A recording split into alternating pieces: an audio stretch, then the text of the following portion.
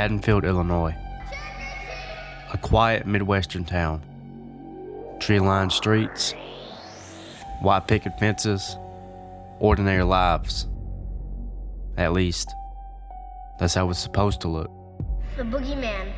Because beneath the surface of Haddonfield, beneath the murders, bloodshed, myths, curses, the boogeyman shadow haunts this little town even decades after his hiatus, depending on what timeline you choose to watch. But what's interesting to note is even with the absence of the boogeyman, the shape, tragedy still finds its way to Haddonfield, as if Haddonfield is its home. Much like that of a certain shadow that looms over the town every Halloween. Mike.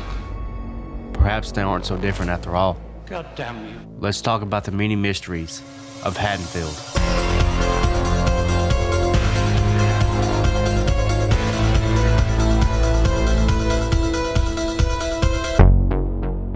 Reverend Sayer and the Russellville Killer. Reverend Sayer is one of the most unique small moments in the entire franchise. Not only does his character hold mystery, but in a rare instance, he makes Dr. Loomis a scarred and traumatized character, both inside and out, smile in the time of distress. These two characters aren't so different from each other. They are both hunting the evil. They're both men of faith in their own way. One believes in the good of God, the other believes in the bad of the little boy that grew into something more than a man. They both search for resolve in their conflict. Loomis would spend his entire life's work battling Michael until the end of his last days. He didn't get to enjoy his much-deserved retirement after all. I don't want to practice medicine anymore. He never got his happy ending. That's where his story ends. So where does Reverend Sayer's story begin? I personally like to think it's tied to this little scene we get in the original 1978 film. I remember over in Russellville, old Charlie Bowles, about 15 years ago. He finished dinner, he excused himself from the table, went out to the garage, and he got himself a hacksaw. And then he went back into the house, kissed his wife and his 2 children goodbye, and then he proceeded... Where are we? It's my headcanon to believe that it's the Russellville killer Charlie Bowles that Reverend Sayer is chasing, as the timeline matches. It's also an odd parallel that every time Michael's story shows up, so does Charlie's. Sayer says he's been chasing it for nearly 30 years. You're hunting it, ain't you? Just like me. What are you hunting, Mr. Sayer? It's always got a face and a name. I've been hunting the bastard for 30 years, give or take. You can't kill damnation, mister. It don't die like a man dies. What makes the Russellville case unsettling isn't just the violence. It's how quietly it disappears, and only lives on through the town legends, decade after decade. No follow-up, no closure, no catharsis. Just another small Midwestern town choosing to move on. Sound familiar? Halloween makes a strange narrative about transformation and fate. Much like Michael transforming into the shape, Charlie Bowles transforming into the hacksaw butcher, and even decades later, Corey Cunningham transforming into something he didn't quite understand at the time. Evil, in essence, passing the torch. Beyond this, nothing is known of Charlie Bowles. Is he still out there, killing, bringing more bloodshed on his hands, being hunted by the great Reverend Sayer? Take in mind, I don't consider comic books canon to film. If it doesn't happen on the big screen, then it didn't happen.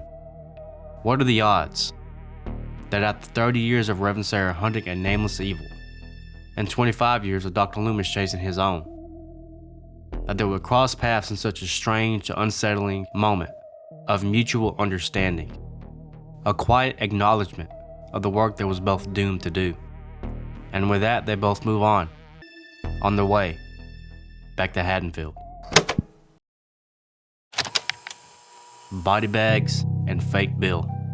Though Haddonfield is a fictional town, specifically created to exist only within the Halloween franchise, its appearances across the decades have painted an atmosphere we've grown to love, and strangely yearn for every time October rolls around.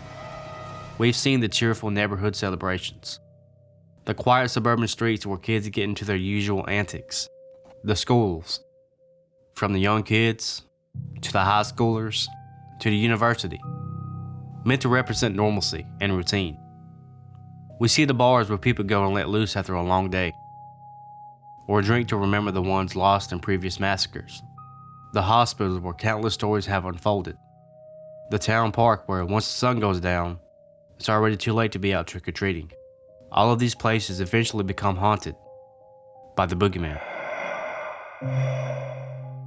But the Halloween franchise isn't the only time the fictional town of Haddonfield appears, and tragedy follows, even without the presence of its familiar boogeyman.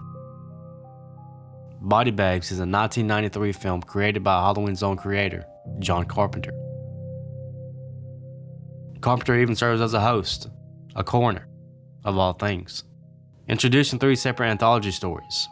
The first one also, titled Body Bags, which takes place at the gas station located right in the heart of Haddonfield, Illinois. In a strange way, it expands the Halloween universe, without telling a story about Michael Myers. And yet, with the absence of the boogeyman, it doesn't mean the absence of bloodshed.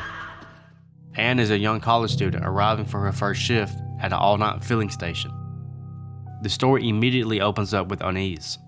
Reports describing the body of an identified person found miles outside of town. This one was found on a stretch of lonely highway, miles from the nearest town on a pitch-black night. This is followed by another report. A woman murdered and found at a local shopping mall. The body of a young woman was discovered buried in the bottom of a trash bin behind a shopping mall. And then yet another. Hikers discovering a body in the woods. The body of the woman was found by hikers. There's an eerie contrast between the chaos unfolding across Haddonfield, with the serial killer on the loose, and the quiet, almost unnatural silence surrounding this lonely gas station at night. We see familiar faces pass through, even though they're portraying different characters this time.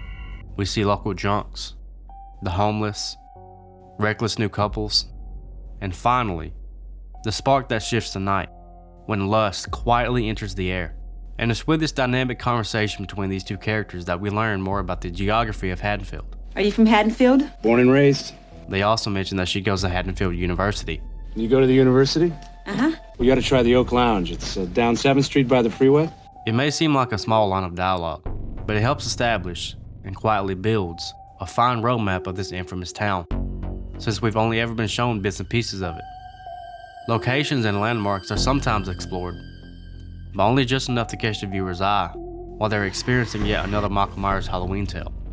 But this story feels fitting, because it's a different kind of tale, one without Michael. I have no doubt he still exists in this universe. After all, this town was built to tell his story, so it does make you wonder what Michael was doing during this time in 1993. I suppose that depends on which story and which timeline you choose to follow. But again, this video isn't about Michael, just like this tale isn't about him either. Spoilers ahead if you haven't seen the film, but this story is about Bill, an escaped mental patient who steals Bill's identity in order to continue his bloodshed. And, as is often the case, the would-be hero comes back because he left his credit card behind. Anne survives, the bad guy dies, and she becomes yet another final girl of Haddonfield.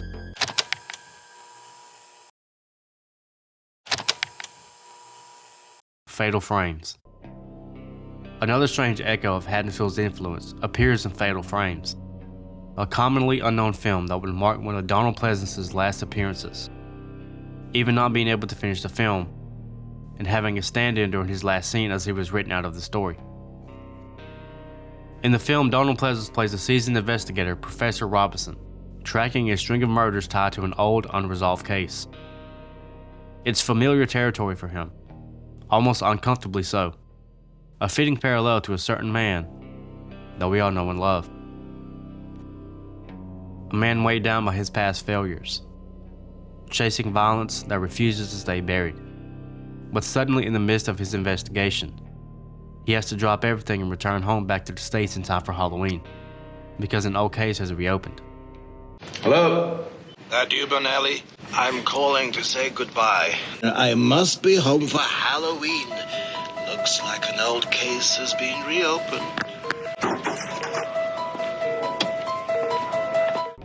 Logically, it wouldn't make sense to place this same character within the Halloween franchise. But one thing is for certain. When the Halloween theme cues up, when those eerie piano keys hit, they belong to one thing and one thing only. The boogeyman. The shape. In my own headcanon, this confirms that it's just one more alternate reality. One more timeline, existing alongside the many within the Halloween franchise. A world where Professor Robinson is hunting his old nemesis. Evil. An alternate version of Michael that we've never seen. An alternate manifestation of the same darkness. The same evil Reverend Sayer hunted down for nearly 30 years. Because Halloween has always proven one thing above all else. Evil never dies. It just changes shape. From Charlie Bowles, to Michael Myers, to Corey Cunningham, to Fake Bill, to Reverend Sayer, to Dr. Loomis, to Laurie Strode, to Anne, to the citizens of the town themselves, all bound together by their journeys, whether they're part of the past or the present, or tragedy that will happen in the future. Once the sun rises November 1st, some will survive, others won't. But one thing is certain. Their paths will always cross in the same place, on that dark, silent night.